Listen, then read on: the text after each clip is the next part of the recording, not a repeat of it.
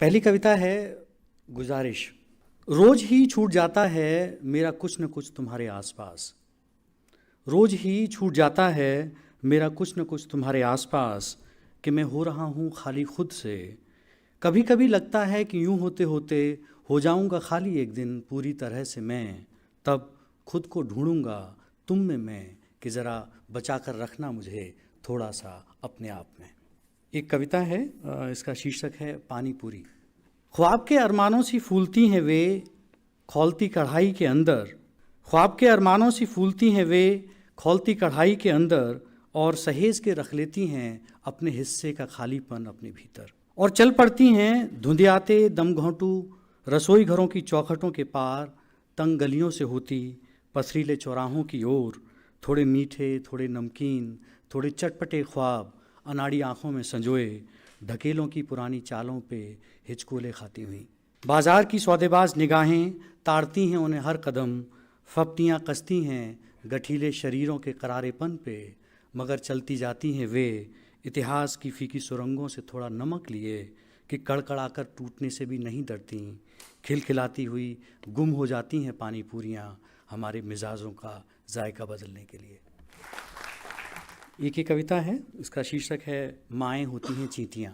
चींटियों को देखकर माँ की याद आती है मुझे, वो भी ऐसे ही उतार लेती थी कढ़ाई में जमी रह गई सब्जी की परत रूखी रोटी से।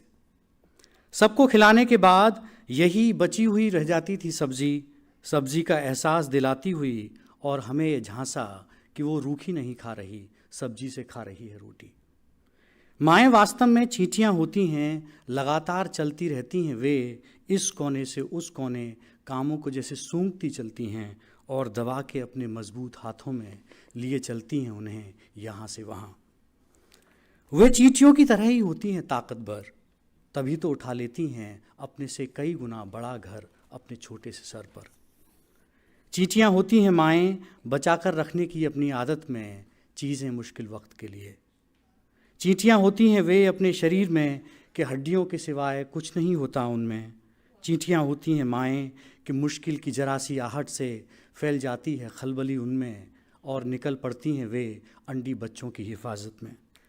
चींटियाँ होती हैं वे लड़ते हुए अपनी रक्षा में कि दांतों को गहरा गाड़ देती हैं कि मर कर भी नहीं छूटती उनकी पकड़ घर के दुश्मन से। चींटियाँ होती हैं माएँ रास्ते में बतराते हुए, रुक कर हालचाल पूछते हुए दूसरी चींटियों से।